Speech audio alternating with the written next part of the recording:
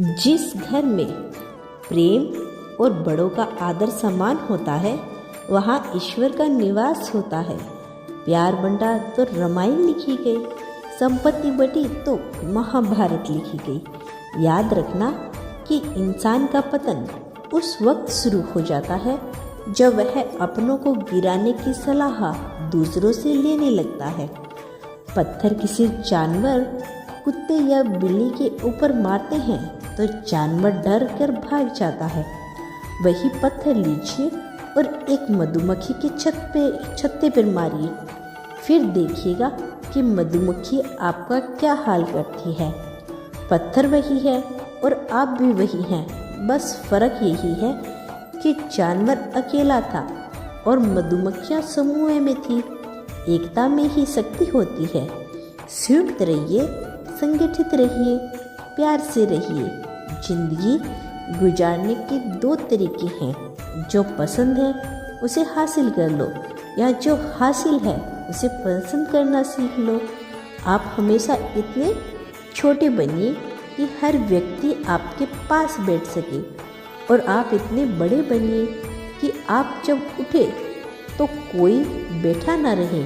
उड़ान तो भरनी है, चाहे कई बार गिरना पड़े, सपनों को साकार करना पड़े, चाहे खुद से भी लड़ना पड़े।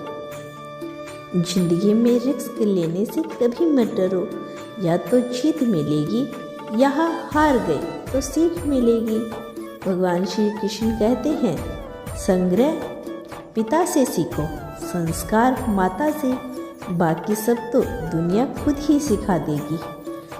दुनिया की सबसे महंगी चीज़ भरोसा अगर ईश्वर पर है तो लिखा तकदीर में वही पाओगे, और अगर भरोसा खुद पर है तो ईश्वर भी वही लिखेगा जो आप चाहोगे।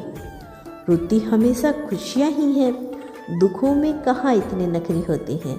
अगर चाहो कि भगवान मिले तो ऐसे कर्म करो जिससे दुआ मिले। कोई चाहे कितना भी महान क्यों ना हो जाए, पर कुदरत कभी किसी को महान बनने का मौका नहीं देती। कंठ दिया कोयल को तो रूप छीन लिया, मोर को तो दी इच्छा लेकिन इच्छा छीन ली। इंसान को तो संतोष दिया तो संतोष छीन लिया।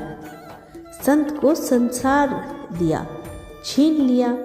मत करना कभी गरूर अपने आप पर।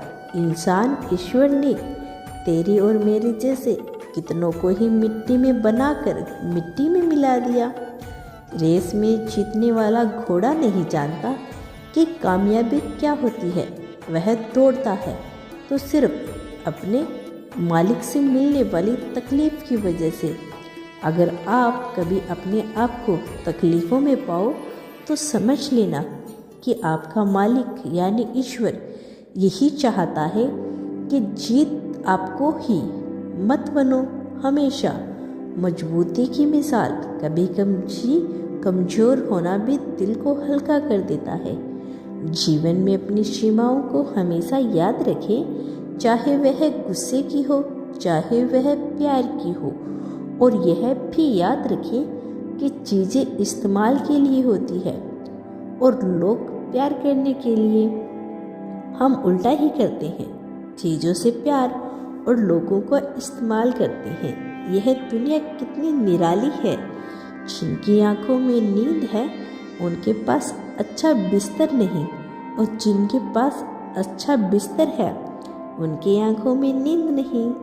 मन में दया है उनके पास देने के लिए धन नहीं, और जिनके पास धन है उनके पास दया नहीं।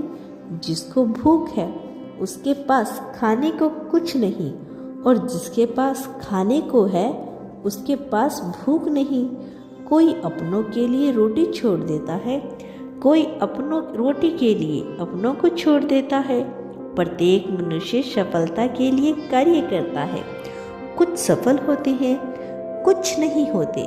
जो सफल नहीं होते वे सदा अपनी असफलता के कारण अपनी परिस्थितियों को बताते हैं। परंतु क्या वास्तविकता में ऐसा होता है? क्या कोई स्थिति या कोई व्यक्ति किसी की असफलता का कारण बन सकता है?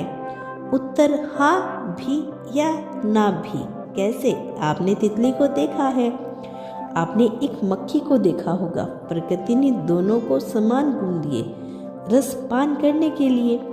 एक तितली जो फूलों पर जाकर उसका रस लेती है और इस अवस्था में नए फूल खिलाने की व्यवस्था भी करती है, और मक्खी घाव पर बैठती है, घाव को संक्रमित करती है, रोग भी फैलाती है। यदि इसमें किसी बात का अंतर है तो केवल सोच का। यदि आप उचित मार्ग चुनेंगे तो आपको सफलता अवश्य मिलेगी, आपका उत्साह बढ़ेगा। यदि आप अनुचित मार्ग पर चलेंगे तो आपको असफलता मिलेगी, निराशा मिलेगी। उचित मार्ग चुनना है या अनुचित, यह निर्णय आप पर निर्भर करता है।